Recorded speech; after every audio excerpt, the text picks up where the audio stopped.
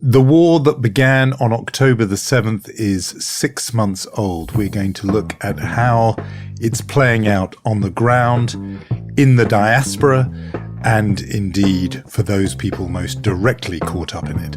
It's Unholy. I'm Jonathan Friedland of The Guardian in London. And I'm Yonit Levy of Channel 12 in Tel Aviv.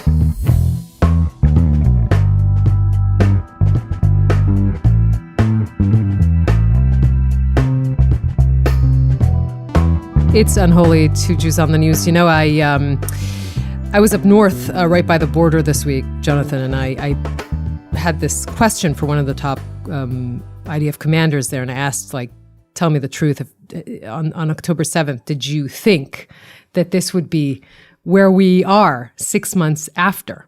And he said, we thought in October, to be honest, we'd be home lighting candles with our families in December, in Hanukkah. It's the Jewish version of we'd be home for Christmas.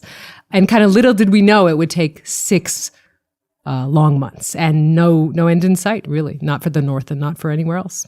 Yes, I mean, no end in sight, meaning we could be back here in 6 months' time thinking, well, 6 months was the least of it. And it's one of the things we're going to get into in the multiple conversations we're going to have. Because we're doing a sort of special episode this time, getting 3 different perspectives on this ongoing war, hearing about the war on the ground militarily from the brilliant military analyst Amos Harel. We're going to be speaking about how this is playing out in the diaspora. It's been one of our ongoing themes throughout all our conversations on this, and even actually how it's affecting people in terms of their faith spiritually, with Rabbi Angela Buchdal. And hearing very directly about the hostages and their families with friend of the podcast, Bianna Golodryga. So we've got a lot to talk about, a lot to focus on at this milestone, which right now, as you say, felt as if we were, it was going to be very, very much out of reach. I remember you and I talking in November and you saying you were hearing from, military planners that maybe this was going to have to go on into January. And my heart's sinking, thinking, I've got January and more of it. And now it's April. And, we'll talk about it with some of our guests, but my worry is, maybe this is really no end in sight and just goes on and on and on. Yeah, and there's a quote coming out of the head of military intelligence, Aharon Haliva, obviously a man who will have a lot to answer for when the war is over, saying in a closed meeting, maybe the worst is not yet behind us. He's referring specifically to the, concerns in Israel about the imminent Iranian response to an assassination attributed to Israel of a top Iranian commander. It connects obviously to the fact that the whole situation on the northern border is still not resolved. Are we going to a full-scale war with Hizbullah, or are we, seeing the end of this? I fear that our conversation is not very reassuring. I think it's an important one this week, but I'm not sure it's an extremely reassuring one. No, I think apologize beforehand. Yeah, sort of trigger warning. I think I was minded as we approached this milestone. We knew obviously it was coming up. I, in my mind, thought, okay, this will be a chance for us to sort of step off the immediate news agenda. And not just us, actually. I thought kind of around the world, politicians, media people would be reflecting on the period of time. And particularly, I thought there might be some scope to go back to what happened on October the 7th. Now, we've talked a lot about how Israelis never left October the 7th. They're still in it. They're going over those events again and again and again. It was restated to me recently, something that was said to me when I was there a few months back, which is this isn't post-trauma, we're still in the trauma. But I thought that would go a little bit further beyond Israel this week, in the sense that, media outlets and others would do something kind of retrospective about the day this all started, and that we would too. As it happens, that was entirely sort of derailed by a huge event that could prove, and we get into it with Amos Harel later, but could prove critical in how the politics of this war plays out. And that is the 3 missile strike on a convoy of aid workers associated with working for the World Central Kitchen, a really beloved NGO that was feeding the hungry in Gaza, and 7 aid workers were killed. That has dominated the news all over the world. And, any prospect of talking about what happened on October 7th entirely shoved aside because people are focused on this event. It struck me as the details came through, if you had imagined a kind of simulation exercise where you have the people sitting around thinking, what is the one thing we could do to make sure that Israel's already battered public image and reputation gets even worse?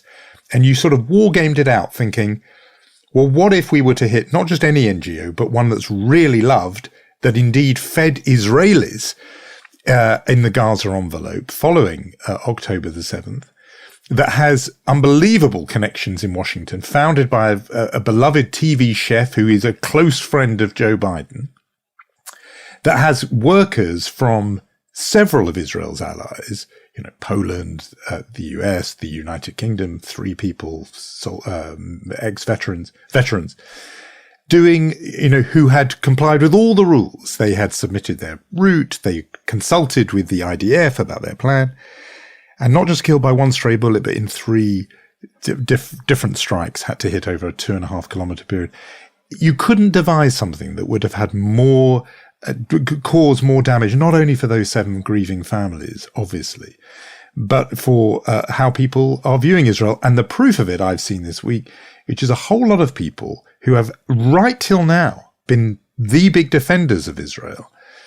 Joe Biden is the ultimate one, but just media figures in this country, former national security advisor served under Tony Blair and David Cameron saying no more arms sales to Israel.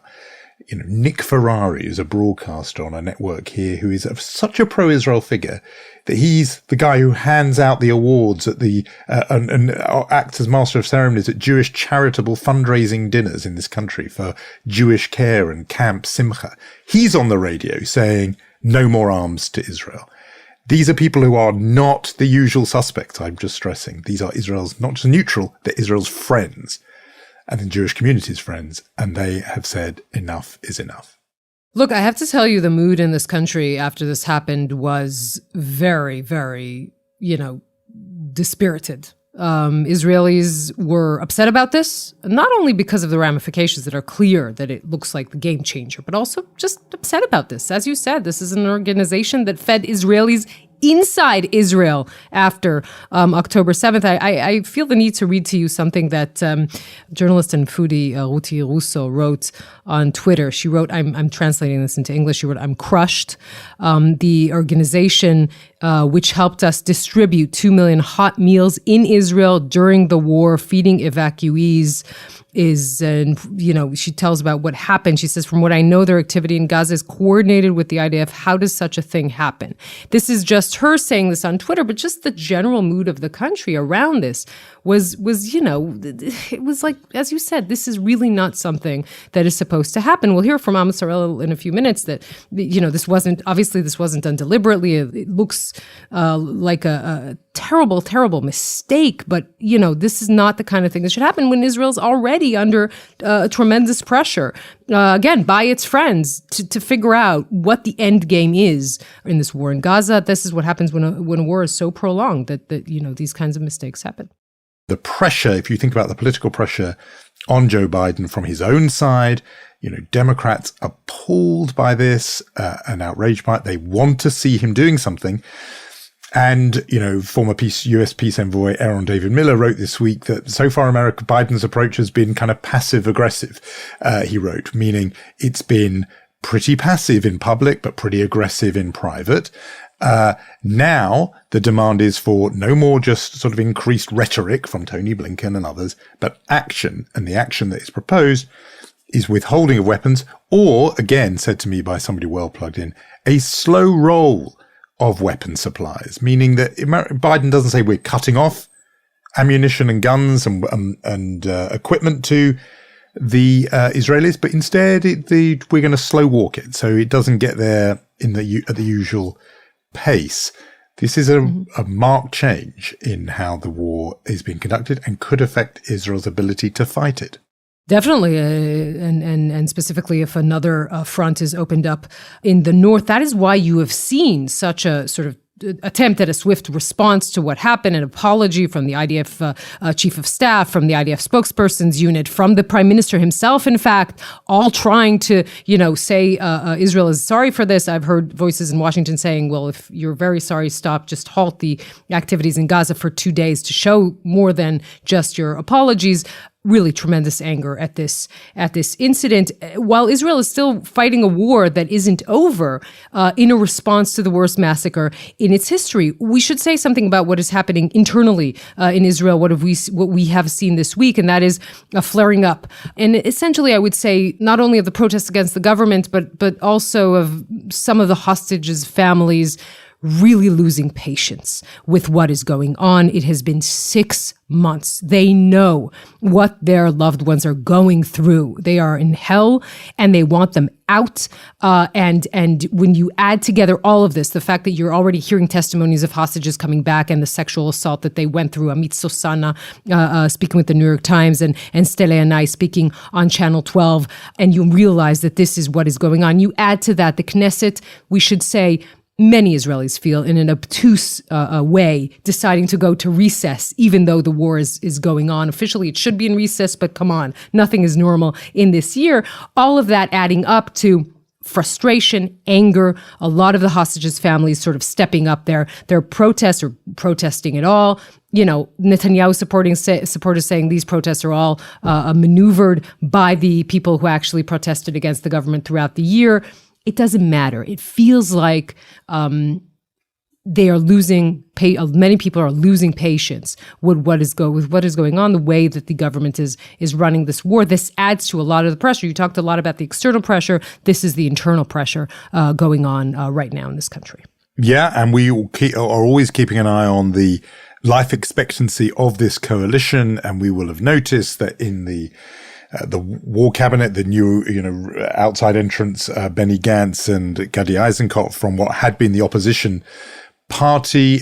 Benny Gantz this week saying he thinks elections should be in September, which would mean allowing for the 3-month election campaign that the Knesset would be, or this government would dissolve in effect in June, or the election campaign would begin then. Others saying that is not soon enough. It needs to happen now. But at least a straw in the wind, a sign from Benny Gantz that, he is gearing up to going. There are others, I would count myself among them, who think he has no business sitting next to Netanyahu in that war cabinet and should have walked some time ago.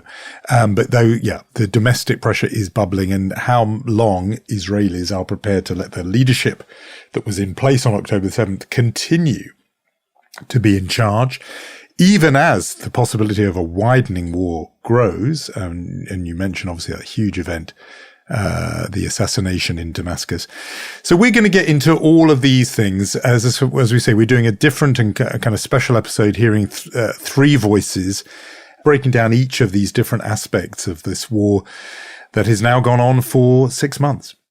Yes, and the first person we want to talk to is no stranger to this podcast, someone very, I think, well-positioned to answer a whole lot of our questions about where we are and where we're going.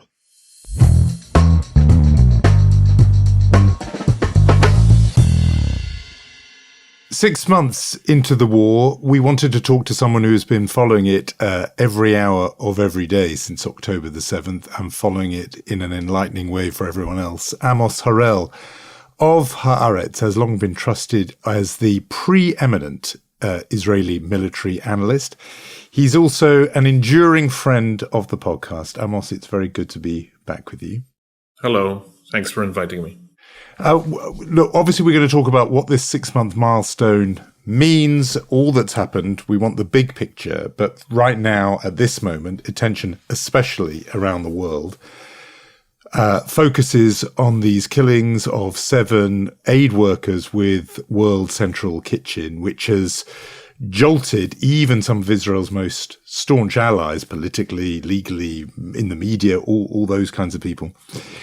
The official view is that this was an honest, if dreadful, mistake.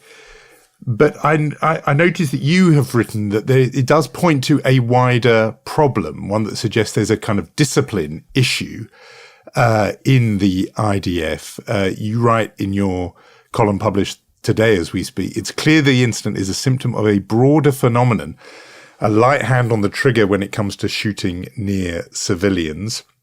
And you go on to say the IDF suffers from a serious discipline problem in Gaza, frequent violations of its open fire policy, many violations of the laws of war.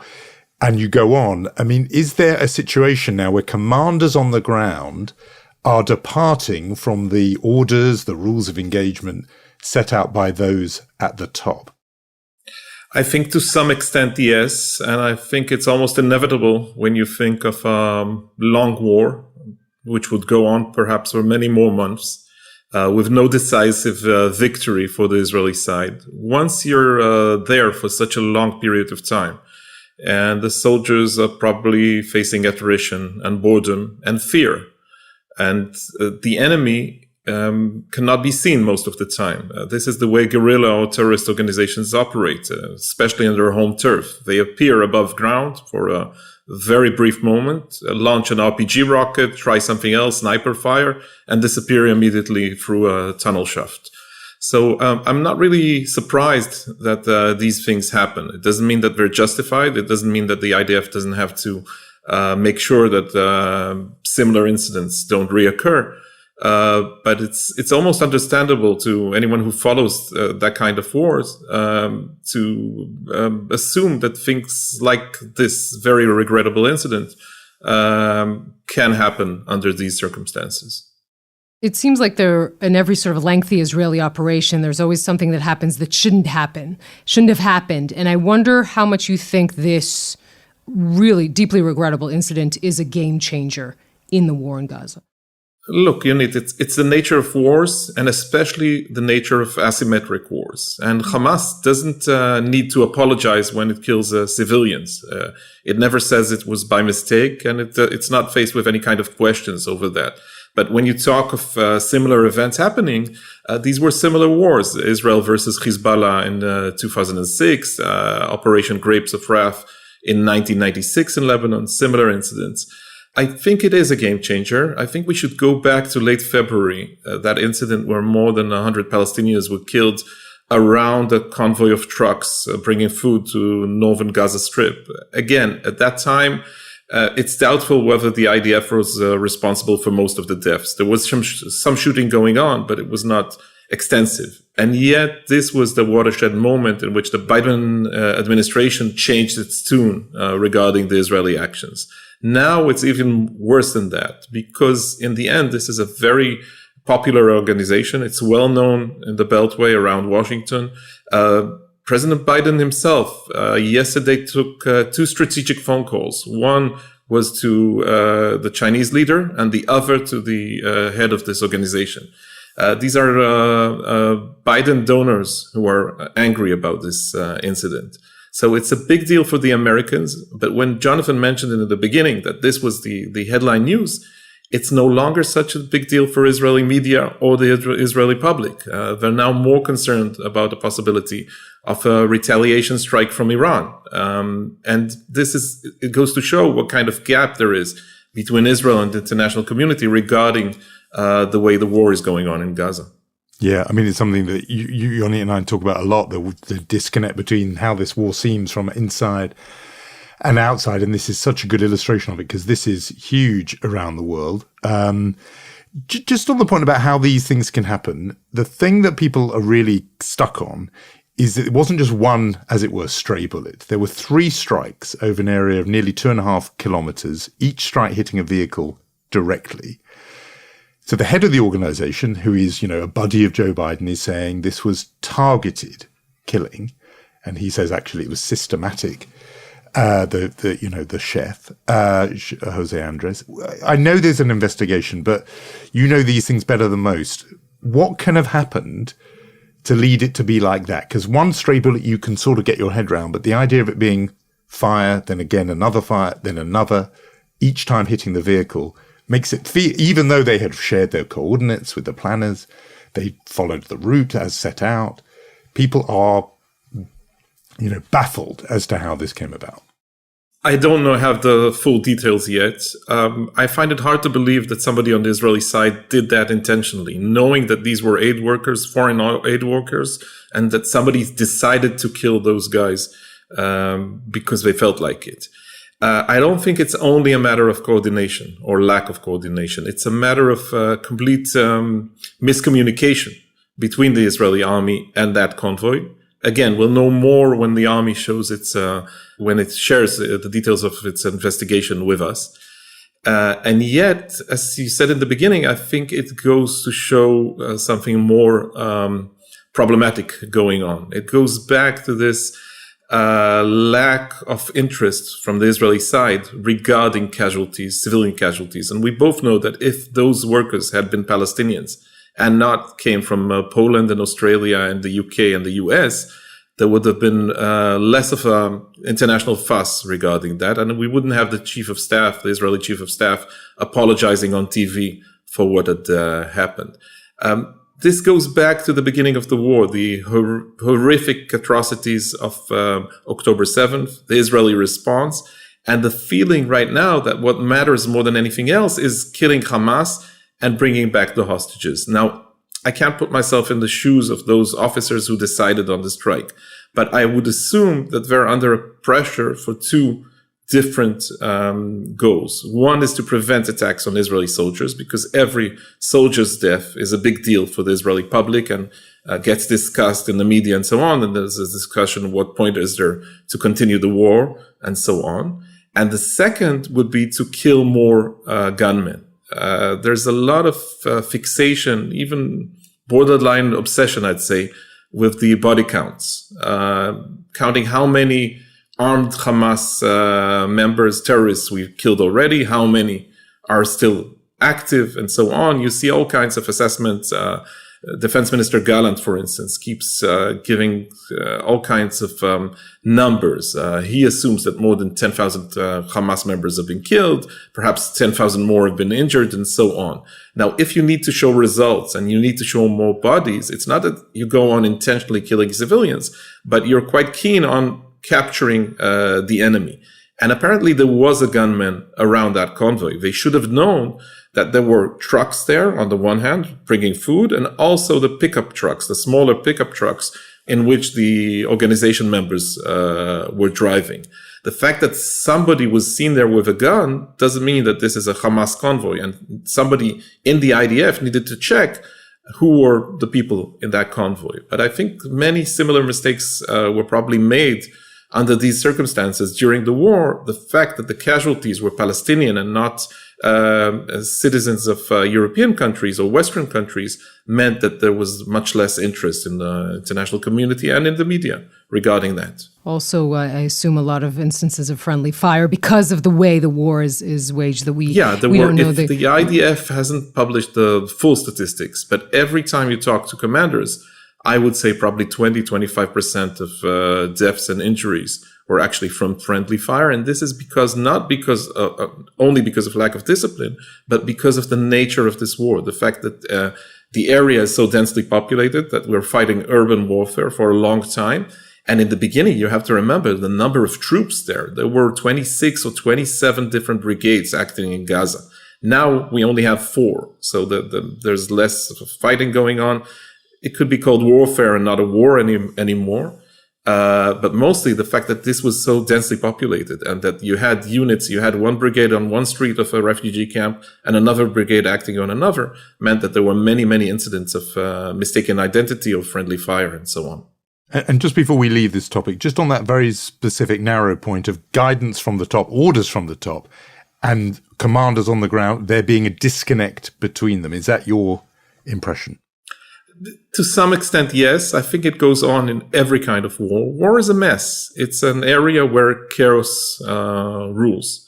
Mm-hmm. And many mistakes are made, and people don't sleep well, people don't eat well, people are under extreme tension, anxiety, and so on. And mistakes are made. To expect that, that Israel would not kill innocent civilians, this doesn't happen. This is the way wars are going. There's an ongoing debate. Look, for instance, you have Colonel John Spencer from the Marines, from West Point, who keeps supporting the Israeli position and claiming that no other Western army took the same kind of measures that the Israelis have taken in Gaza in order to prevent killing of civilians. On the other hand, you have other American and Western experts who are saying, no, Israel is actually retaliating here. There's a lot of revenge going on. Israel is too aggressive, and perhaps NATO armies would have behaved differently. I'm not objective to begin with. I can't rule for sure who is right about this, but it's a very, very complicated matter. And the longer the war goes on, there's more of a chance that these incidents would repeat themselves. Almost before Netanyahu began talking about total victory, the goals of the war were pretty clear here. It was dismantle Hamas as a fighting force, prevent it from ruling the Gaza Strip. Just on that, where are we 6 months on? Have we made a lot of progress?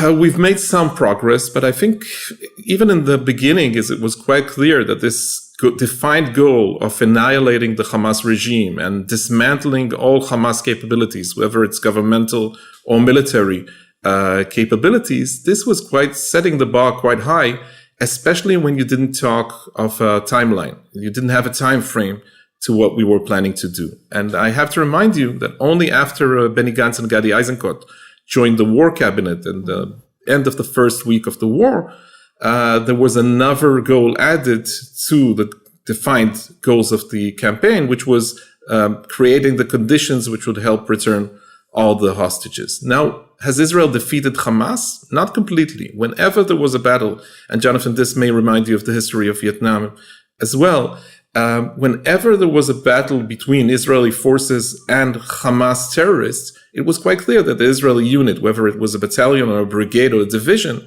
had the upper hand. There's no Hamas force or any force, I think, in the region which actually could stop an Israeli brigade once it starts driving towards its goal. The problem is holding the ground later on, searching it, and destroying the enemy. And there, of course, Hamas has the advantage of being in the home terrain. More than anything else, it's about the fact that Hamas has dug all those tunnels. That had changed the face of the war completely. No other army, and here Colonel Spencer is actually absolutely right, no other army has faced such a challenge in the past. The fact that the civilians are above ground and that the terrorists, the fighters are intentionally underground makes it much more difficult to defeat them or to reach a decisive victory. So has Hamas been hurt to a significant extent? Yes. Has Hamas lost, presumably, between a quarter and perhaps a third of its fighters? Yes. But again, this is a guerrilla organization. They began as an army with brigades and battalions. Now they operate as terrorist cells. 3, 4, 5 people with an RPG launcher and a video camera, which is the most important thing, or a cell phone to film it. And that's it for them. As long as they remain standing, then for them, they have won the war. It's not that the Palestinians in Gaza have won the war. It's quite clear that the Palestinian people have lost it on October 8th or 9th. But for Sinwar, I don't think that's very, very important for Hamas's leader. I mean, given that they just, as it were, even if there's one Hamas man still standing, they're winners. Does it mean that this, and I'm struck by your invocation of Vietnam, the key thing people know about that is, yes, huge numbers of dead, but also just how long it went on. And you wrote earlier this week this phrase, the forever war. I wonder sometimes, here we are marking 6 months as if 6 months is a very long time. You know, the Americans stayed in Afghanistan for 20 years. Is this just going to be a war that goes on and on and on? I hope not, but I think there's one distinction that should be made between our war and American wars, which is this is happening next door. To begin with, if you go back to October 7th, before that, even the right wing in Israel, who despised them, at least the ideological right wingers who despised Hamas and so on, most of them did not recommend a full occupation of the Gaza Strip. Some were dreaming secretly about building new settlements there.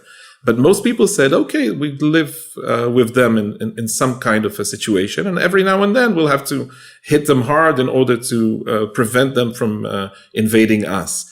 The shock of October 7th meant that suddenly the consensus in Israel was that we cannot live like that any longer. That since this is happening 1,000 yards away from Kfar Aza, from Kibbutz Kfar Aza, or 3 miles from Kibbutz Be'eri, and those communities were destroyed in a sort of an almost Nazi kind of way on October 7th, we could no longer coexist with this enemy. And this is the difference. And yet, once you face the actual reality, you realize that it's very, very hard to defeat such an organization.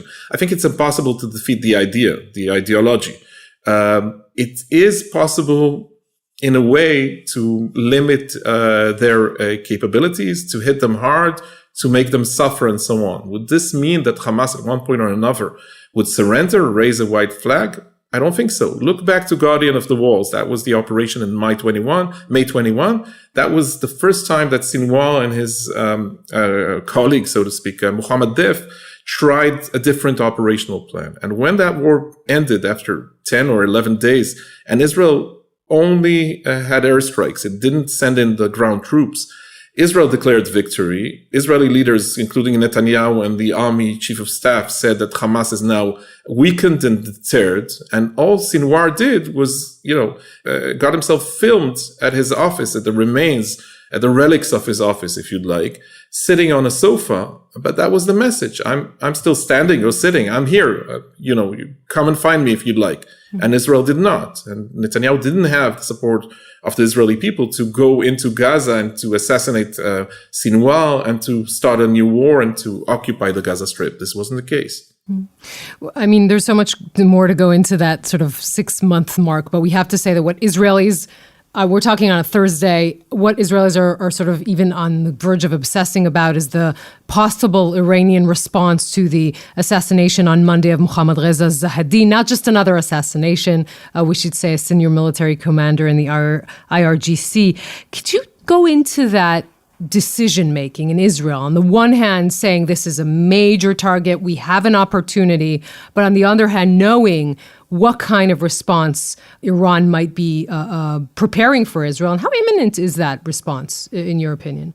The response is quite imminent. And the point here, as far as I can gather right now, and I don't have the full information yet, I hope to get it in the future, I'm not sure that this was thought about in the way that it needed to be dealt with. My suspicion is that they're quite surprised by the public threats and the public response from Tehran, because in the past, we've seen not exactly the same attacks, but quite similar attacks. There was the Soleimani assassination. This was an American operation, but apparently the Israelis helped with intelligence. That was January 2020. A few months later, Fakhrizadeh, a professor who was the head of their nuclear plan, again, assassinated presumably by Israel near Tehran. There were other incidents as well. And we always heard threats, but it was quite clear that the Iranians were cautious and careful not to bring this to the next level and to avoid a full-scale war. Now, ever since the attack happened, and Israel didn't claim responsibility, although 4 Israeli officials, different officials, told the New York Times that it was us behind it. Anyway, the Iranians are quite clear right now that there will be retaliation. They're sending signals or hints that it's going to be an Iranian retaliation and not through their proxy forces in Hizbullah or the Shiite militias in Iraq. And therefore, there's some expectation that within the next 24 or 48 hours, there will be an attack on Israeli soil from Iran, which is something that we haven't seen before. How serious that can be, I don't know. It could be, sending a few cruise missiles or a few attack drones and trying to go for some Israeli infrastructure site. Would this necessarily mean that they're going to shoot missiles at Tel Aviv? That's quite a gamble to take for the Iranians, and it's quite clear that they're not interested in full-scale war and that they still fear the American response. But if we go back to what we discussed earlier, then the fact that there's such a crisis between Biden and Netanyahu, and the fact that it's so clear that the president can no longer stand even talking to Netanyahu, although they are supposed to talk on the phone briefly later on today, how much support do we actually have from the Americans under these new circumstances? I still think that if Iran would launch a big attack, a massive attack, Washington would stand by us, would support us, and do what needs to be done.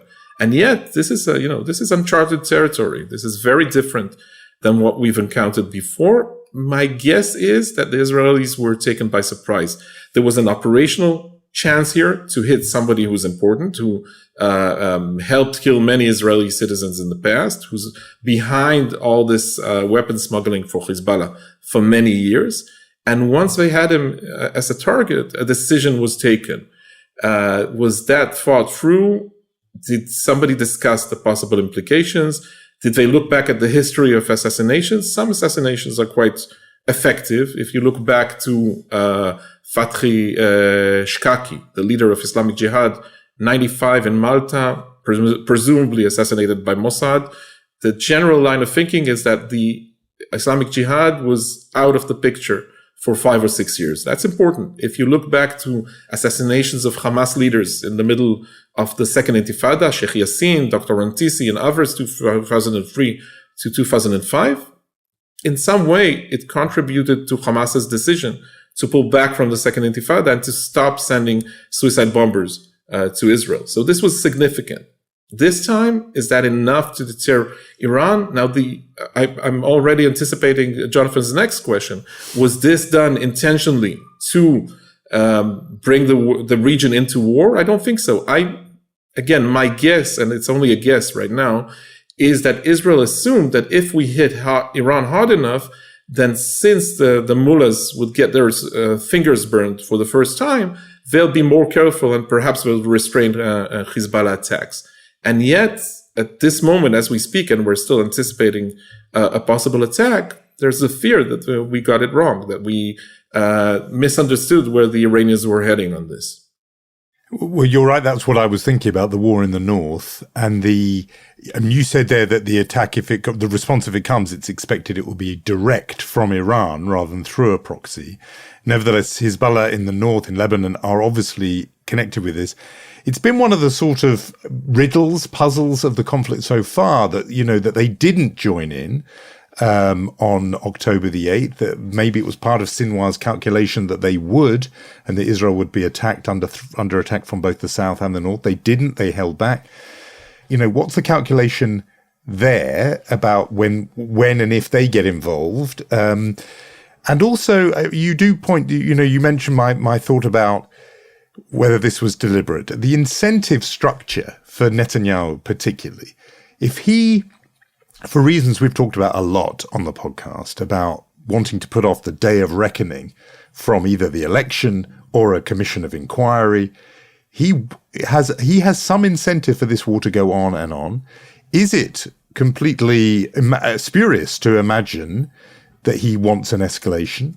Or do you come across in your conversations with IDF planners and other people that they believe the man in charge actually has a motivation to see this war widen? Okay, so let's divide this into the two different matters you raised. One regarding Hezbollah. Where are they heading? It's now a bit clearer what happened on October 7th. Sinwar did discuss his plans with his masters in Tehran and with Hezbollah, but he surprised them by choosing the timing and not telling them in advance. I would assume that most of this was done because he needed to keep this a secret from the Israelis, but they were surprised. And it was, I think Khamenei, the supreme leader from Iran, was actually quoted later on at Reuters saying something along the lines of, once Hamas decided to strike on its own, it was on its own, and Iran was not going to take part in this. They did start launching rockets by Hezbollah and some Islamist Palestinian groups from Lebanon on October 8th. That meant that Israel had to deploy 3 different reserve divisions there, and that a lot of force was focused on the northern border while Israel was planning for the attack against Hamas in Gaza. It's quite clear that Sinwar is not satisfied by this, but there's some level of coordination going on. Until recently, at least, the general line of thinking in Tel Aviv was that neither Hezbollah or the leaders in Tehran were looking for a full-scale conflict. This don't speech by Biden on October 10th still has an influence over their decision-making. Will this change after the recent assassination? We don't know yet. And by the time this is broadcasted, I may sound like a fool. So I'll be careful about any kind of assessment. Always back to always a good tactic. No, I said always a bigger chance we'll sound like fools than you. So don't worry about that. Okay. So the second question regarding Netanyahu. Look, I'm very suspicious of Netanyahu for a long time. And one thing I know, I'd almost say for sure now, which is different than what I thought about him before, is that his own political and personal interest is much higher on his agenda right now than the safety of my family or Yonit's family. It's no longer an issue. He's fighting for his political and personal survival. He wants to stay out of jail, like this card you get in the Monopoly games, and this is what he's up to. Would this mean that he would, take an approach of by any means necessary? I don't know yet. And going all the way against Hizbullah and Iran, with America warning us exactly not to do that, that's quite stretching it. That's a bit far-fetched. I don't think that's the case anymore yet. But I do have to say that most of the security apparatus leaders in Israel are more and more suspicious of his intentions and do not take him at face value. The best example, of course, are all these promises of all these empty promises of, on the one hand, decisive victory. We'll fight until the decisive victory, which is, again, for a democratic leader, it sounds a bit strange. And all those promises about Rafah. It's quite clear that Rafah is not happening anytime soon. It may happen in the future, but the American reservations about that have been made public. And yet every 2 or 3 days, he makes this promise, we will go into Rafah, and he makes it sound as if it would happen soon. It won't happen soon. It will take a month or 2 or 3. And even then, I'm not sure that it would actually be implemented in the end. We're talking post the assassination. Before this assassination happened, the sort of, I guess, common sense was we will have a hostage deal that will lead to some sort of cessation in Gaza. That might lead to an agreement of sorts with Hezbollah in the north, and the whole thing will quiet down a little bit. So my question is that in any way still on the table? And where are we vis-a-vis the chances of a hostage deal? Okay, the 2 parts of my answer will contradict each other. It's the Jewish way, Amos. Yeah. Look, it's not off the table. There's still a possibility for this to happen. And if it does, in my view, under the extreme circumstances we're stuck in, it's probably the best case scenario. Yes, at one point or another, Israel would make some more concessions, perhaps Hamas as well. Many hostages' lives would be saved. There will be a ceasefire for a certain amount of time. The fighting may continue later on. And the Americans, especially Amos Harel, Biden's envoy to the region, would try to use that period of time, presumably 6 weeks, to reach a similar ceasefire up north. And maybe we could get our residents back to their homes in the communities across the Lebanese border. There are 60,000 Israelis who are still refugees. They haven't come back yet, unlike the situation in the south, where some people from the Gaza envelope are back in their homes.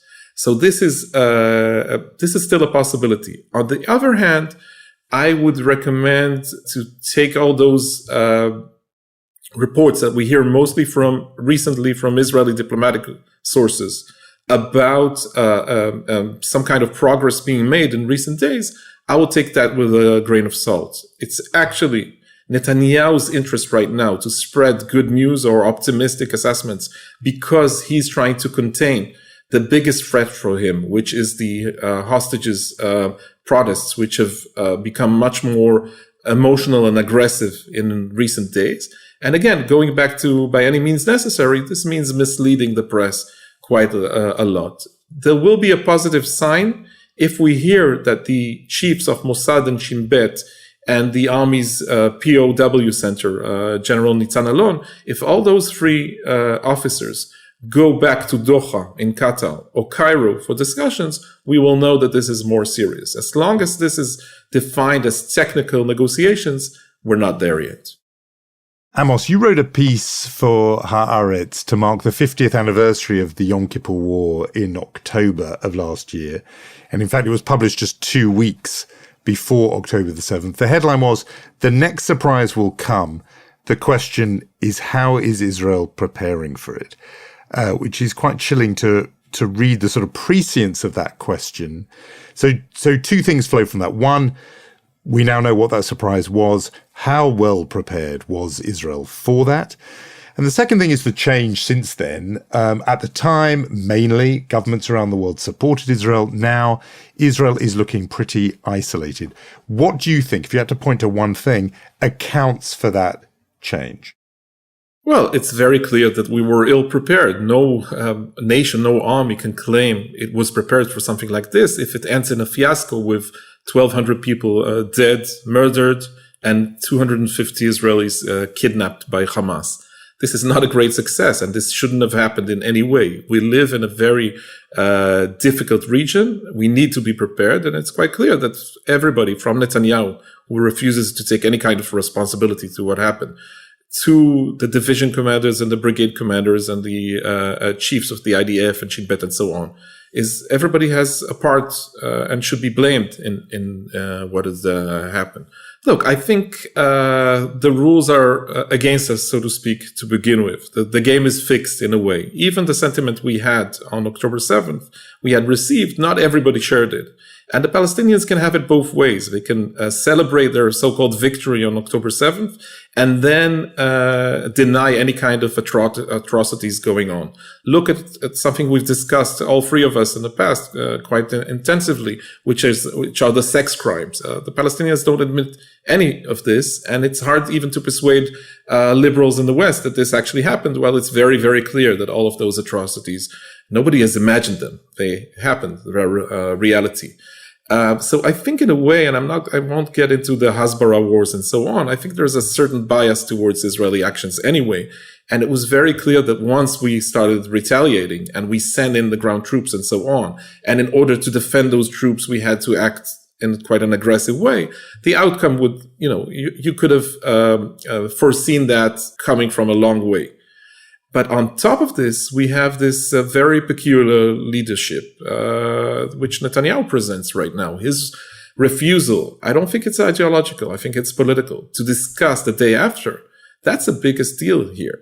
He went to some level, he did accept some of Biden's demands regarding humanitarian assistance. Israel failed miserably in recent weeks, but the decision to answer in a positive way the American demands a month or two ago means that Netanyahu understood that perfectly. But the refusal to discuss the day after, look, we're 6 months into a war with no strategic goals apart from defeating them and reaching a decisive victory. And whenever I went to Washington twice, and I had a lot of discussions with European diplomats and so on, some officers and so on, it's quite clear that they have an expectation to see an exit strategy of Israel presenting some kind of a future for the region. Now, it's true, Gaza is a hellhole. It's the worst place in the region right now.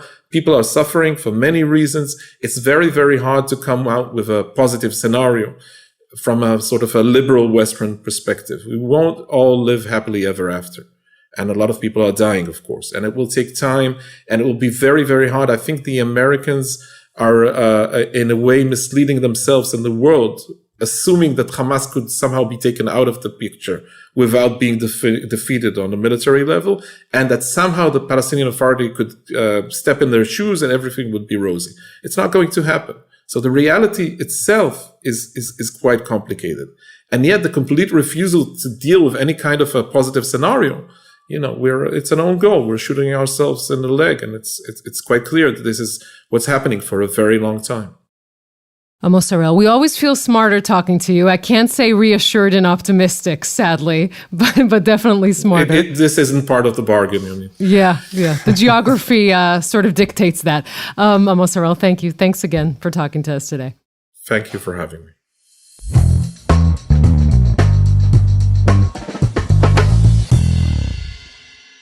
Always really valuable hearing from Amos Harel. So many interesting insights there, including that one that he has been writing about, that there is this disconnect in terms of orders from the top are not necessarily feeding through all the way to those people making the decisions on the ground. And maybe that played a role in this huge event this week in terms of the aid convoy.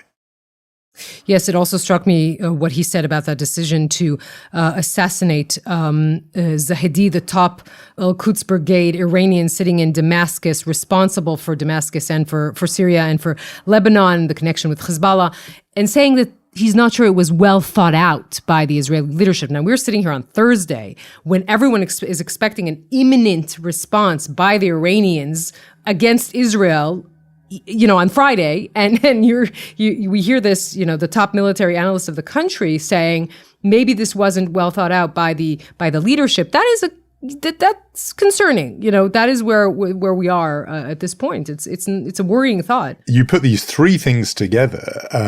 The discipline issue he highlighted, the not being thought through, and then the failures that led to October 7th itself, all together, it suggests a security and political echelon that is not as fully on top of things as I think people would have expected and did assume of Israel. These are, the idea they can make a big decision like that and not really think through the implications is a bit shocking.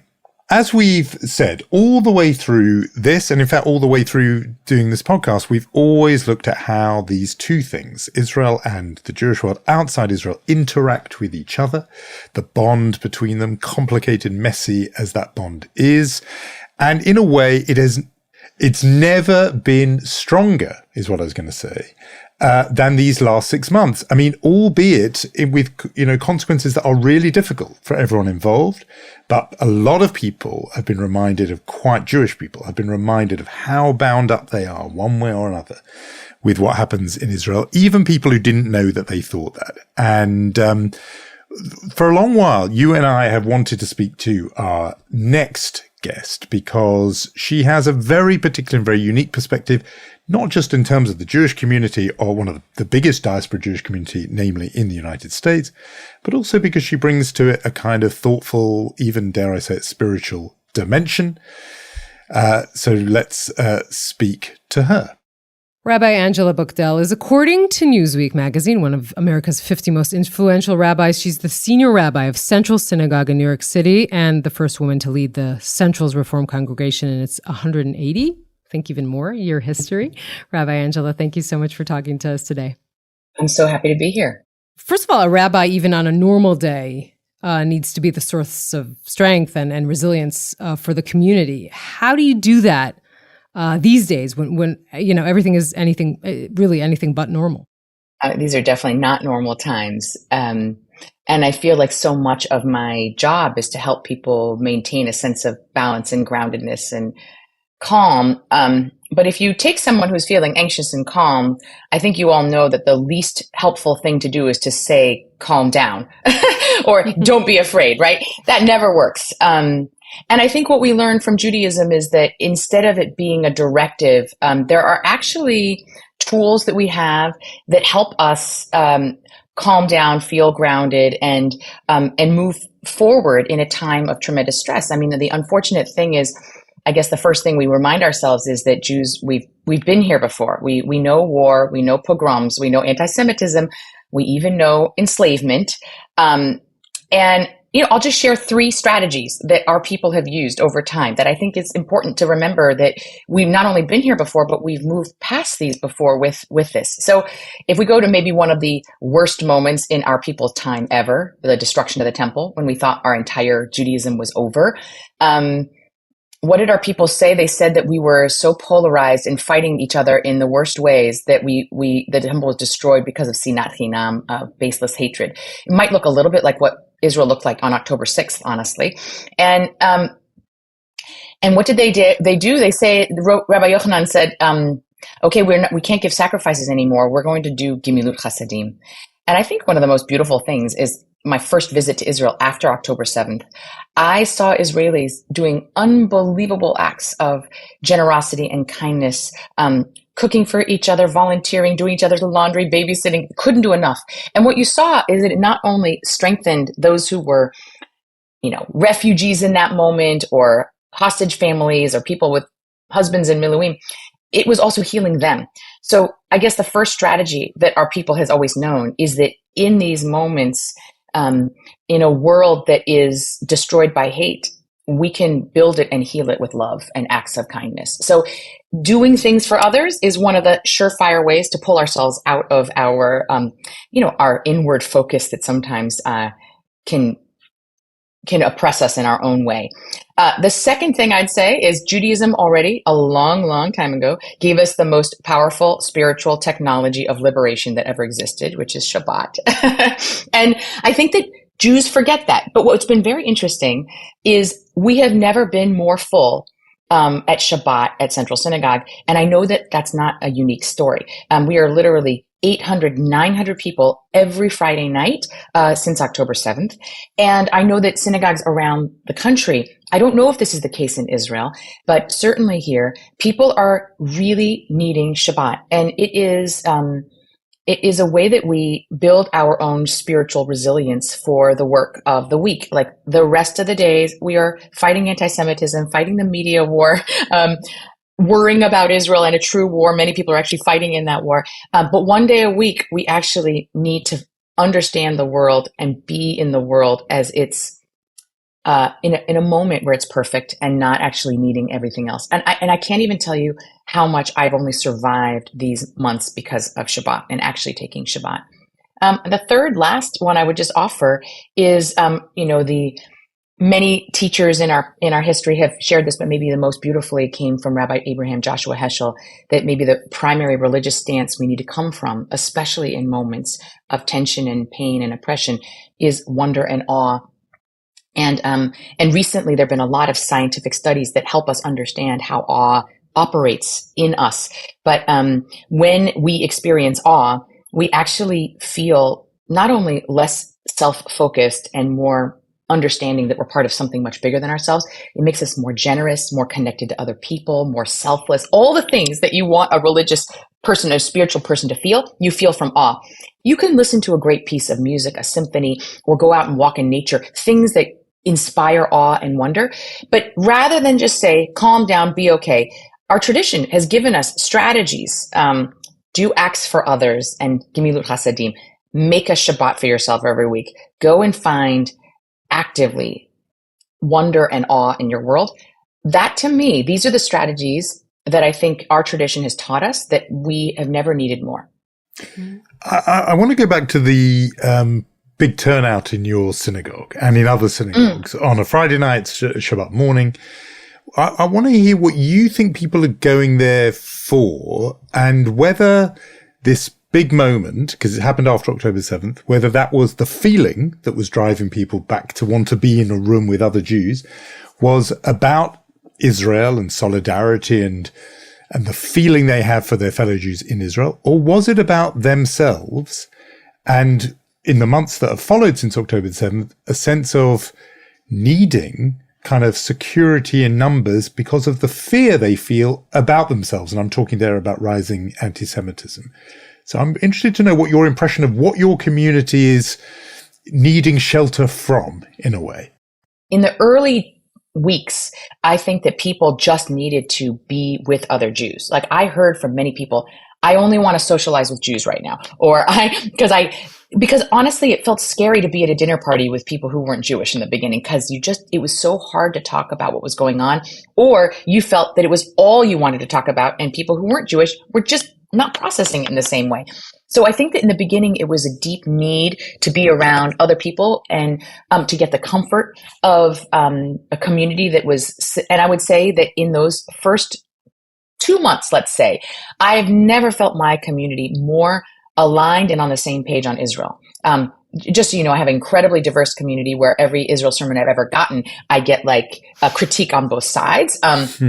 Which generally means that I'm probably hitting it in the right place, I think, just because of the way my community operates.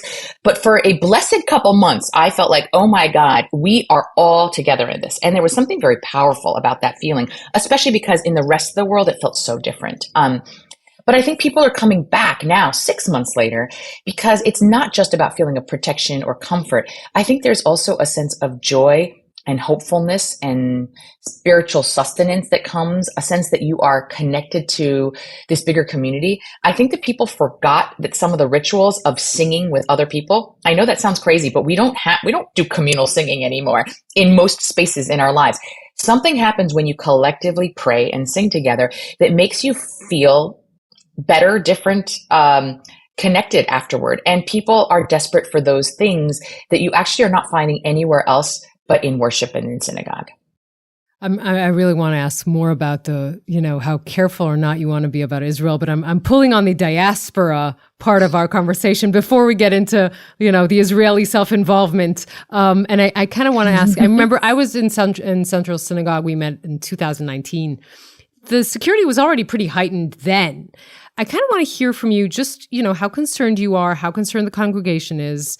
How worried you are of this wave of anti-Semitism? Oh, we're definitely worried about it. I'm definitely worried. And I'm not the kind of person who's generally, a particularly worried kind of person, but I feel it. I mean, I think that there are real dangers, and you would be naive if you didn't protect yourselves against them. My synagogue is a large synagogue in Midtown Manhattan, kind of the center, I think, of the Jewish American universe. And so therefore we've, had to do things like have a very advanced metal detectors, and we have armed guards that are both outside and inside the sanctuary every time we worship. I have a full-time director of security who is former New York Police Department counterterrorism head. That we spend nearly $1 million just my synagogue on security, which is a shame that is what we have to do. But we must protect ourselves, and that's very real, and we do everything we can to make ourselves an incredibly hard target. I think that the security that people feel that it is not just physical, but is also just existential and social fear of just what it is to be ostracized or to be marginalized as a Jew. I think that that's very real and much harder to protect ourselves from. Our kids are feeling it on college campuses, of course. People who are in certain industries, from cultural organizations, NGOs, legal aid, arts organizations, these have been much, much harder spaces to be someone who is outwardly pro-Israel and a Zionist, and actually in some places very, very hostile. I don't know how we protect ourselves against that. I think that we have tried to educate people where we can, to build relationships where we can, but we're in a fraught time where there are lots of people who just aren't even willing to listen. And there is just a demonization that kind of demonization is just outright anti-Semitism. I'm thinking about where you are and, being in New York City, and you said center of one kind of Jewish world, but also actually in terms of progressive world and the art, those arts industries, etc. you talked about. You said it's hard to be, though those people are not sympathetic if you are pro-Israel or, Zionist. I'm wondering how sympathetic they are to Jews, and whether you get any sympathy for the anti-Semitism you're describing, and the need, for example, to have, to spend a huge amount of resources on security, whether in today's progressive New York, in this era that we're in now of identity politics, whether Jews are branded as oppressor rather than oppressed, and therefore you find yourself not actually, ranked among the kind of minorities who deserve solidarity and, protection from the kind of progressive politics that in some ways New York, embodies in the world's imagination. I want to emphasize that I think that there is a silent majority that's kind of firmly in the center here that are absolutely horrified by the anti-Semitism, supportive of Jews, rational-minded. They might actually even want a ceasefire, but they're sympathetic to the anti-Semitism. They are actually, they want to see Hamas eradicated. Perhaps they just are, struggling. I would say that there's a huge body of most people who are in that category. And I think of these as good people. I think that, there is a small minority, but they're quite vocal, of people that I would say, on the extremes. But if we were to talk about the sort of progressive left, there are definitely those who are on the extreme who have already made up their mind and demonized Israel and Jews who support Israel in such a way that even when the worst atrocities happen, it runs so counter to their victim-victimizer scenario or oppressor binary that it is a cognitive dissonance that they cannot operate with. And so they literally deny the atrocities. I mean, I can't believe how many people that I think are educated people who will say, those rapes didn't really happen. That's like because they can't see someone that they see as the oppressor being actually oppressed in that way. They will, if things like the Holocaust come up or October 7th come up, there's impatience or a sense of you were using that to give yourself cover. You're pink washing, all the kind of ways that actually they will completely demean any of the actual hurt or oppression that Jews have experienced, and they see it as just a manipulation tool.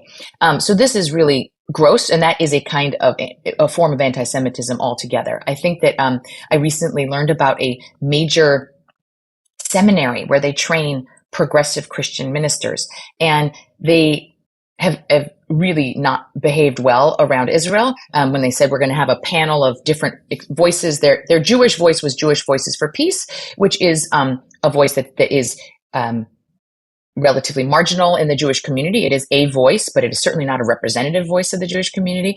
And that was the only Jewish voice they had, or any pro-Israel voice. When later a student who was there made complaints, a Jewish student, they said, okay, we're going to do multiple narratives. But in the end of the day, what they realized is they weren't even going to allow the Israeli narrative to be one of the multiple narratives. Now, I found that shocking and unbelievably irresponsible for a major seminary in America to behave that way. There was just a feeling that Israel is so illegitimate because it's a colonial settler oppressor that they don't even have the right to have a narrative in this. I don't even know how you begin to have a conversation with someone who thinks that way. That is the scariest. Is the congregation itself now, you said at the beginning everyone came together about Israel. Is it now divided somehow on this issue? And if it is it a generational thing?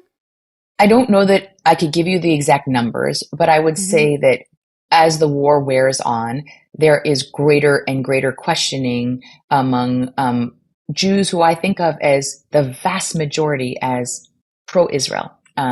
And I think that that's one of the things that we need to really grapple with, is that we're not talking about people who called for a ceasefire on October 8th.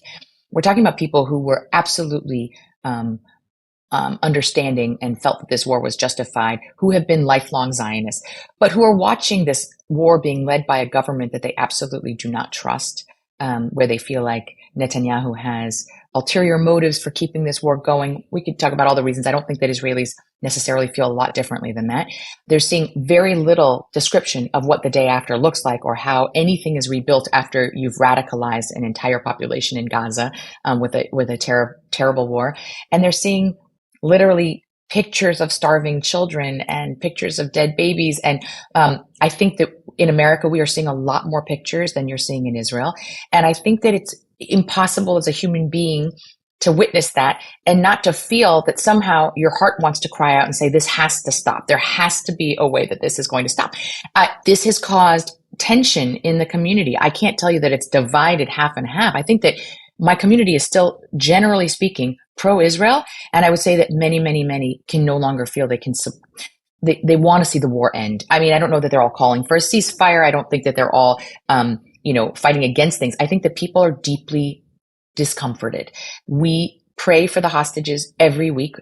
Since October 7th, we have said a prayer for the hostages literally every week. I don't think anyone is against us doing that. No one is troubled by that. We all should continue to pray for the hostages to come home. We actually offer a prayer for the state of Israel every single week, which asks for wisdom on the leaders and for a time that is a more peaceful time.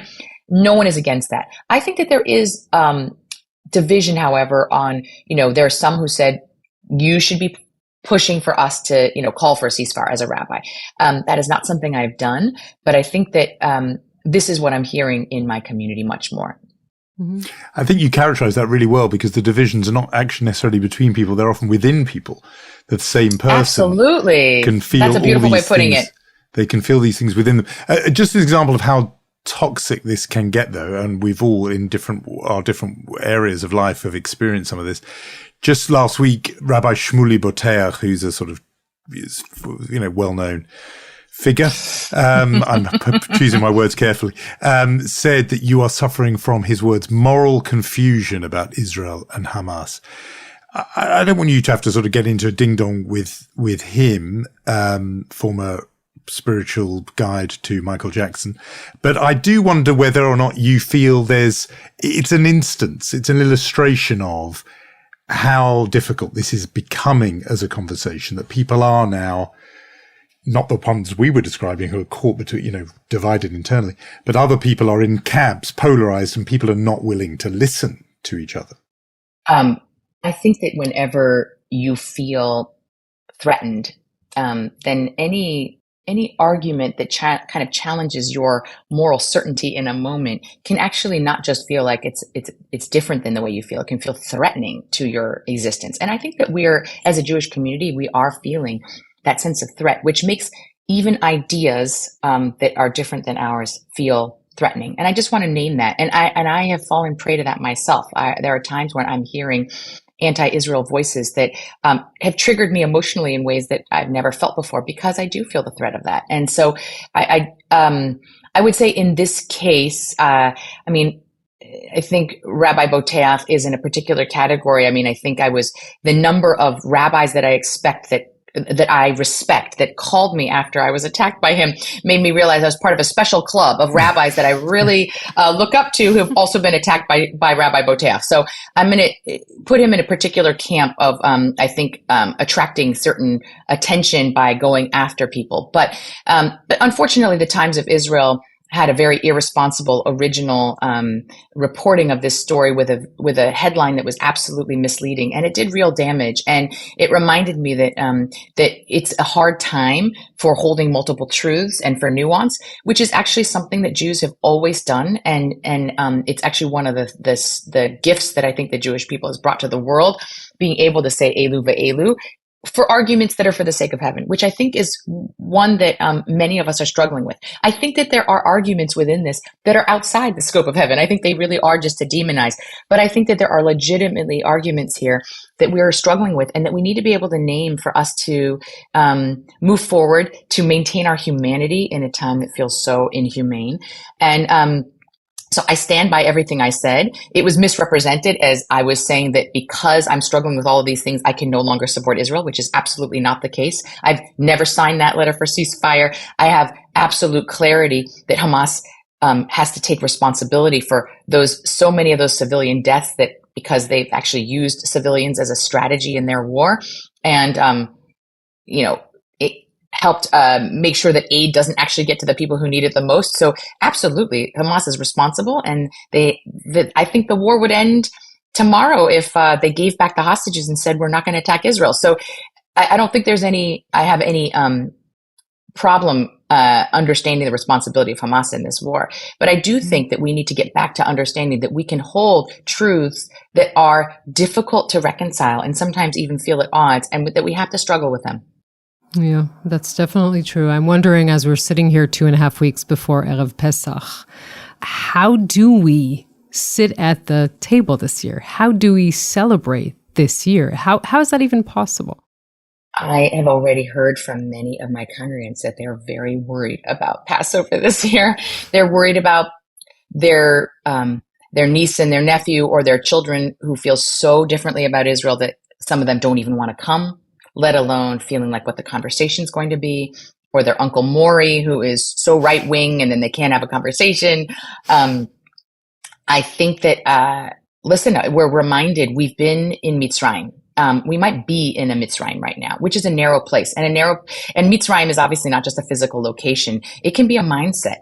And I think that many of us are in that place. You're referring there to Egypt. Right, I'm just thinking of our listeners who are not steeped in this. Yes. You're referring to Egypt, the Mitzrayim, the word Egypt, but it also means a narrow place. Yeah. Yes, exactly. It literally means narrow place, but it is our Egypt, and it is both a physical and metaphorical place that we're in. I actually think that the Seder gives us the most amazing methodology. The methodology of the educational and ritual experience of a Seder is to ask questions, as we know. It's all about asking questions. I'm very intrigued by the fact, though, that the kind of the quintessential 4 questions that we ask at a Seder, Ma nishtana halayla hazeh, what makes this night different than other nights?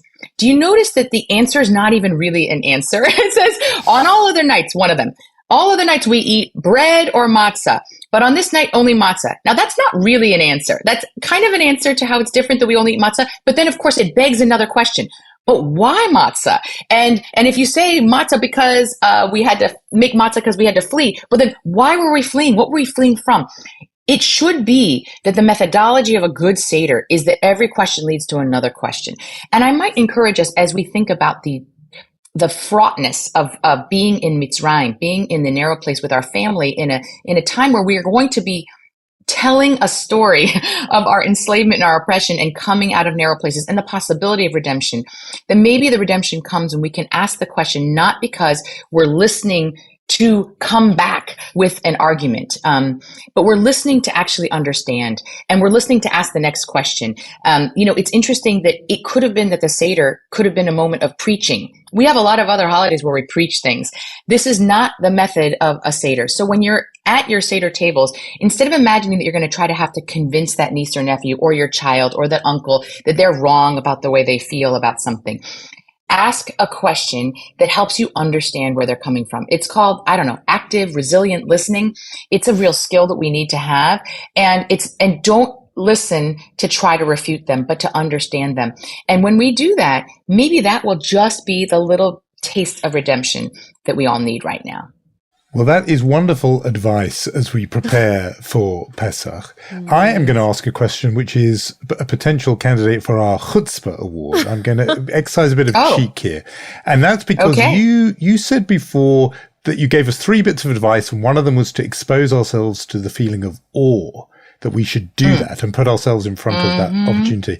Now, I know, because I've heard you, that you have an awesome singing voice.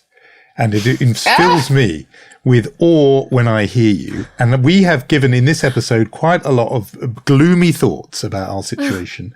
With Pesach approaching, perhaps, that could be something else. I wondered if, and we didn't plan this, so you can say no because it's only spontaneously hit me, whether you would let our listeners have a feeling of awe and just for a few moments perhaps give us something of song. But if you feel it's too much of an ambush, Rabbi Angela, then we'll understand. What did Barbara Streisand say when she was asked? She was like, "Oh, I couldn't possibly." Okay, if you insist. All right. Well,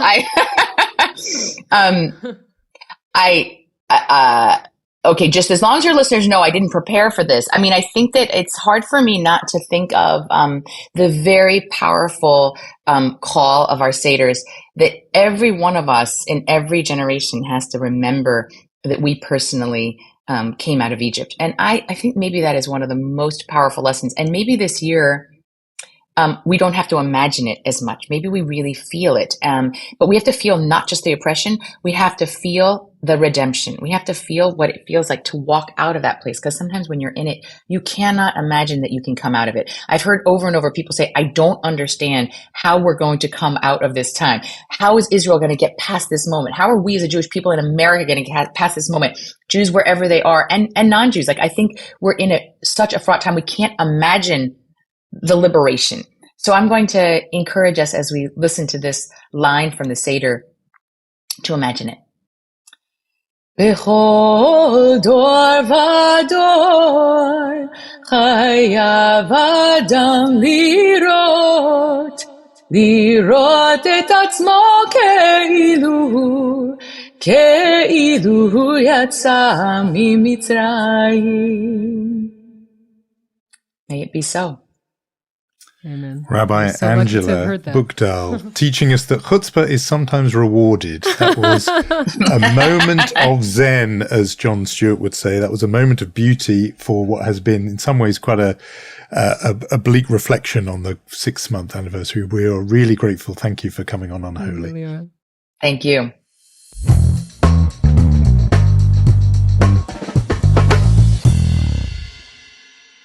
Well, I'm glad I asked is all I can say, because that was really, really worth it from her.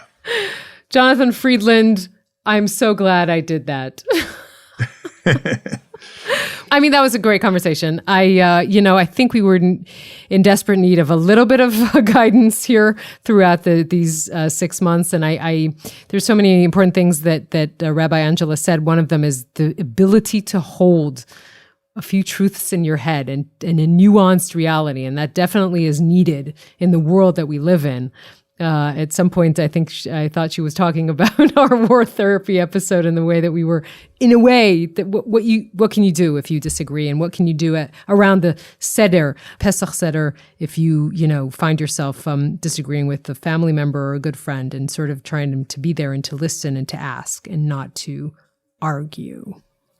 Yeah, and I think that thing about questions was really useful, actually, although we all know that I'm just picturing people grilling Uncle Maury, appearing to just say, I'm not just asking questions, but, we all know there can be such thing as sort of hostile interrogation. But nevertheless, I think the spirit of it absolutely helpful. We said at the top that we are getting different perspectives on this 6-month milestone.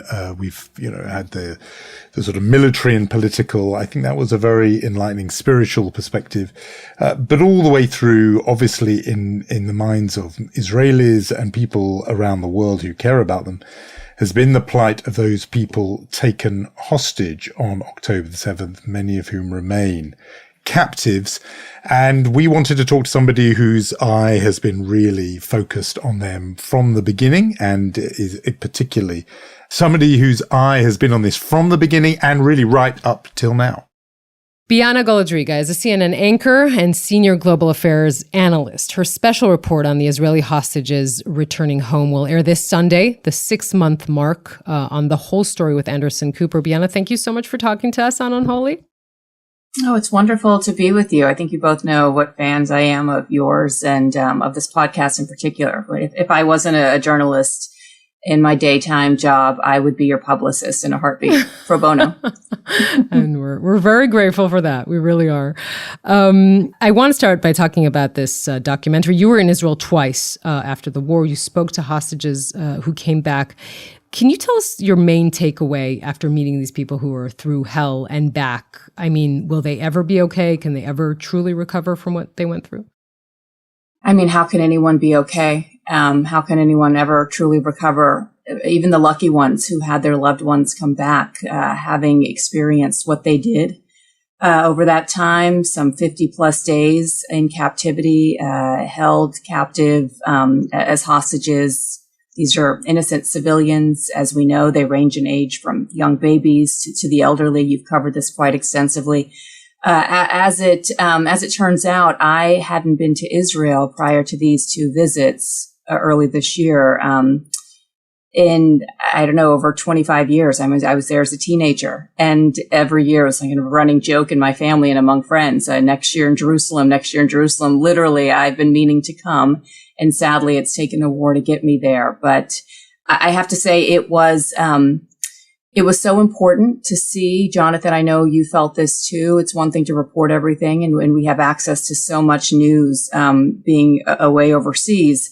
But when you're there and you experience and you visit with these families, you visit the kibbutzim, you see the horrors of what happened on October 7th. And then you talk to these families who tell you every single day is October 7th for them because their loved ones are not home. And it's an ongoing nightmare that no one could ever imagine or put to words. But I'm really grateful that a lot of these families, I spoke with 4 of them, really opened up to me, invited me into their homes, talked about their loved ones, showed me pictures, showed me their bedrooms. Omer Shem Tov, 21 years old, was kidnapped from the Nova Music Festival, and his mother has kept his room exactly as messy as it was on October 6th.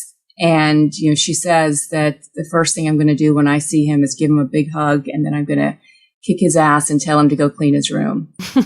And that in a nutshell is every mom. And I think that's why this is so important, that we not forget these people, these hostages that remain, 134. I believe a quarter or more are believed to have been killed. But these are everyday people. And for a country to be that traumatized, a country that size, to have seen such loss at such scale, it's something we can't forget. And it's hard to believe it's already been 6 months. When you say we can't forget, you're also saying we shouldn't forget.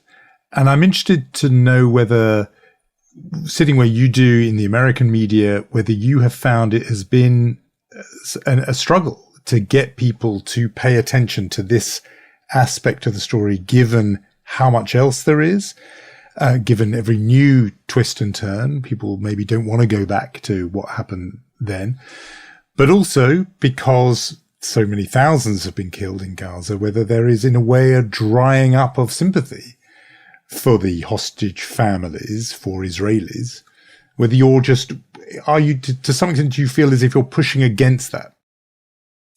Listen, I believe that humans, that Americans, that people around the world have room to absorb both and to have compassion for those in Gaza that are suffering.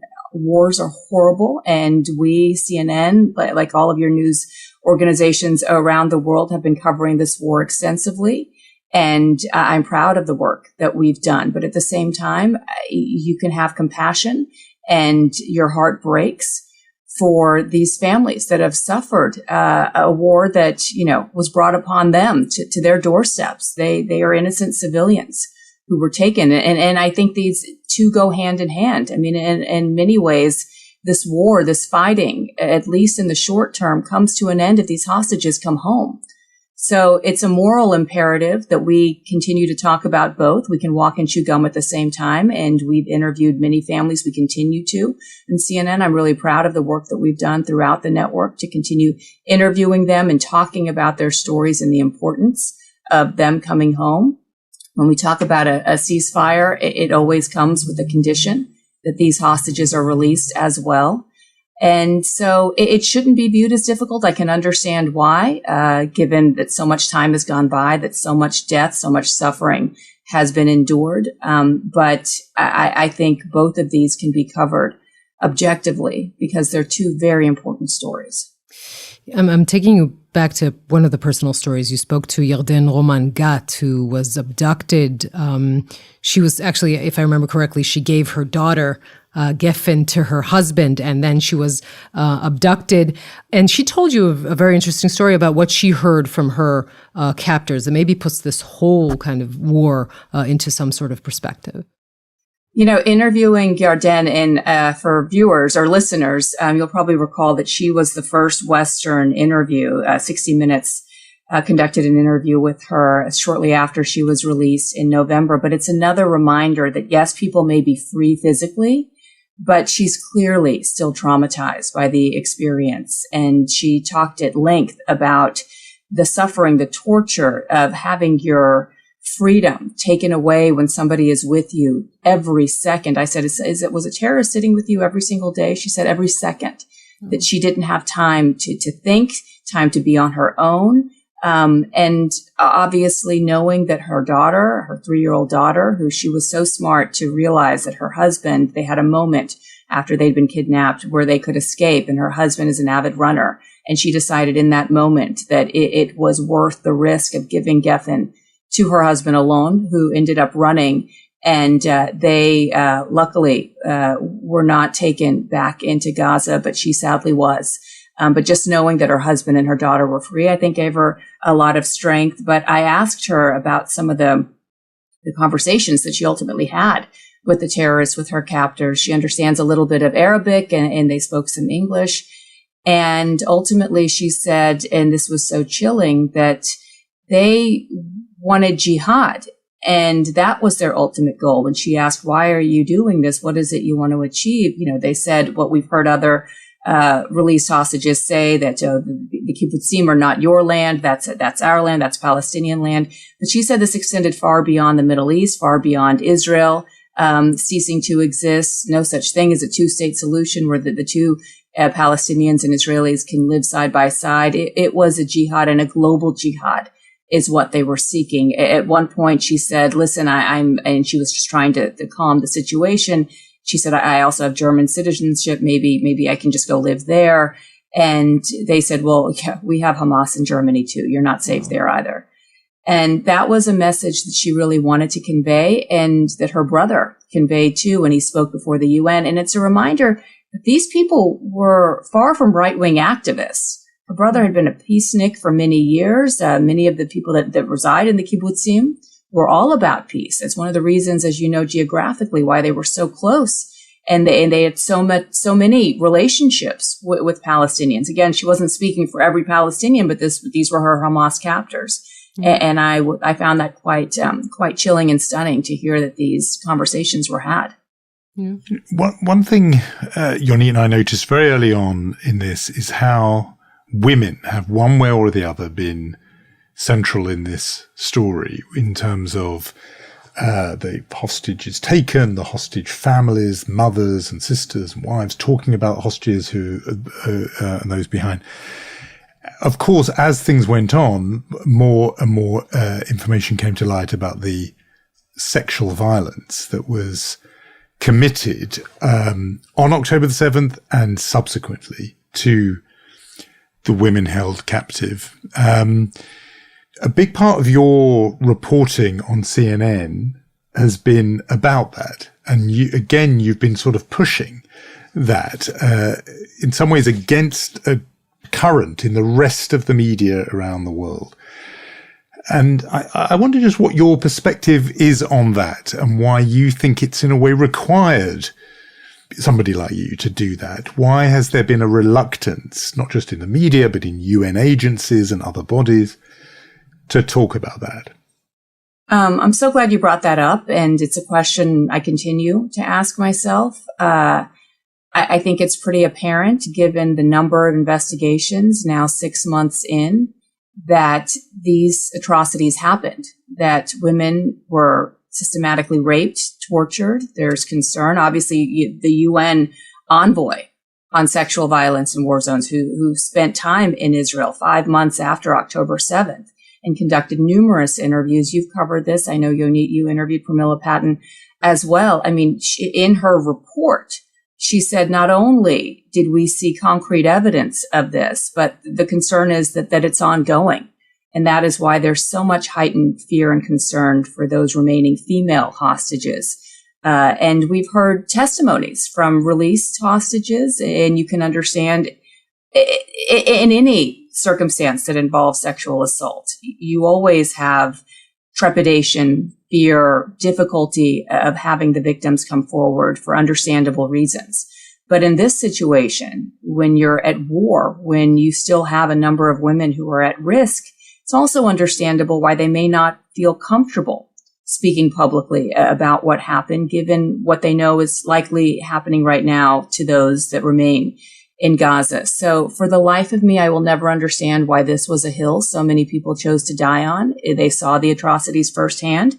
These terrorists recorded with GoPros. I mean, they clearly wanted the world to see what happened on, October 7th, and why out of all the atrocities and crimes, this is the one that's so difficult to believe is beyond me. But we knew early on, following the evidence and speaking to experts who said, listen, we're only following what we can confirm. There had been horrible reports that hadn't been confirmed. Pramila Patten knocked down some of those as well, saying there wasn't evidence to justify them. But everyone I spoke with said these things were so bad, there's no need to follow the lead on something we can't confirm. What we know now, what we can't confirm, these crimes against humanity, these war crimes, that's enough to focus on, which is why those were the experts that I spoke with. There's no need to sensationalize what's already a horrible story. Yeah, I mean, but you've been so pivotal in raising the awareness on this. And it's just, I remember looking at you and saying that's so courageous. And this shouldn't have been a courageous thing to do, to run against this current of the world sort of not dealing with this or not wanting to see this.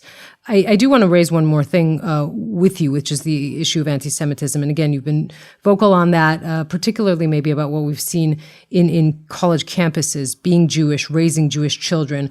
Are you somehow optimistic that this genie that we've seen sort of explode out of the bottle can ever be returned to the bottle after this is over?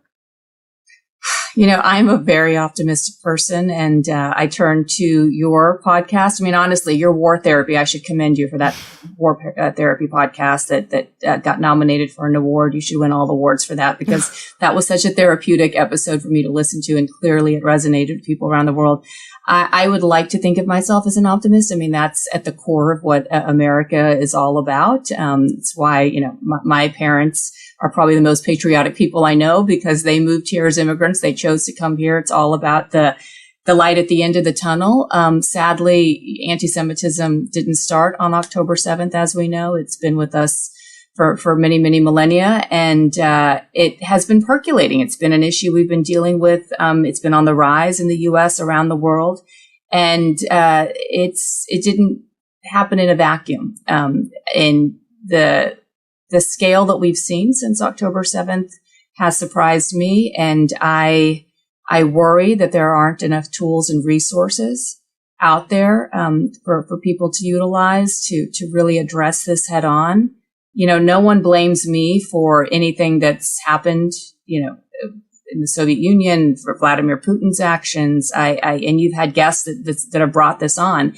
And yet when it comes to Jews, whether or not they agree with what's happening in this war under the direction this war has taken. And by the way, even before the war began, it's, right after these atrocities took place, you saw anti-Semitism spike. These are conversations that I just never thought I would have to deal with, raising my children in New York City, of all places. So I'm in the short term not optimistic.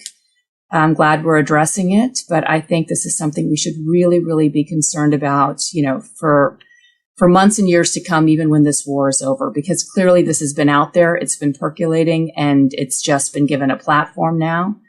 But as you know, this is a terrible cancer that needs to be put to an end. And sadly, it's remained with us for so many years.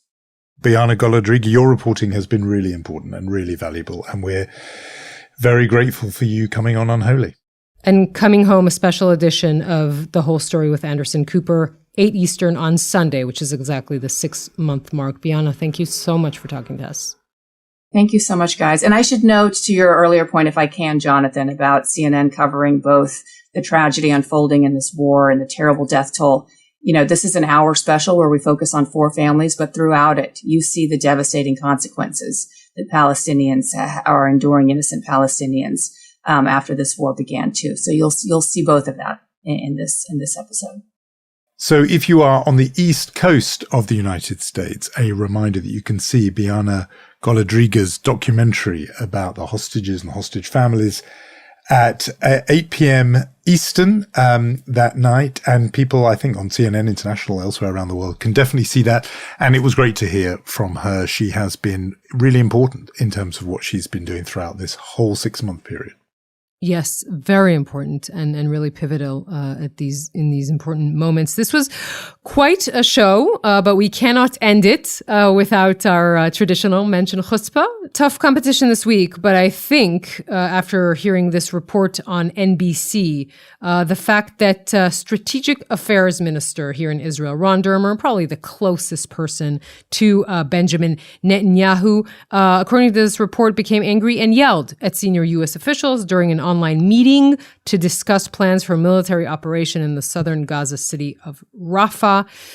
I mean, do we need to explain or extend this, just in the sense that Israel is already under heavy, criticism from the Biden administration? This is Israel trying to convince or to sort of get more support from the administration vis-a-vis the Rafah operation that Israel still wants to do. Maybe not the best idea to yell at American officials after everything that the United States has been doing, supporting Israel in the past 6 months. Yeah, it's a good test if there's a fiery exchange. Who is the needy party here? And if you're the needy party, you don't get to yell and shout on the Zoom call, I think is the rule of thumb. As for Mensch, I think there won't be much competition or protest if we say that the staff volunteers founder of World Central Kitchen has brought the world's attention on them just this week, but obviously for many, many months. And what they have managed to do and are trying to do, I think it's very clear that they are engaged in an act of Menschlichkeit and therefore are obvious winners of this week's Mensch Award. If you have got things from listening to Unholy, of course, do tell your friends in all the usual ways. Yes, it has been our special edition for the 6-month mark. Let us hope for much better news in the next 6 months. And we'll say our thank yous to Omer Primat and Omri Barak and Gaia Glaser. And we shall meet next week, just as usual, Jonathan. See you then, Yonit. See you.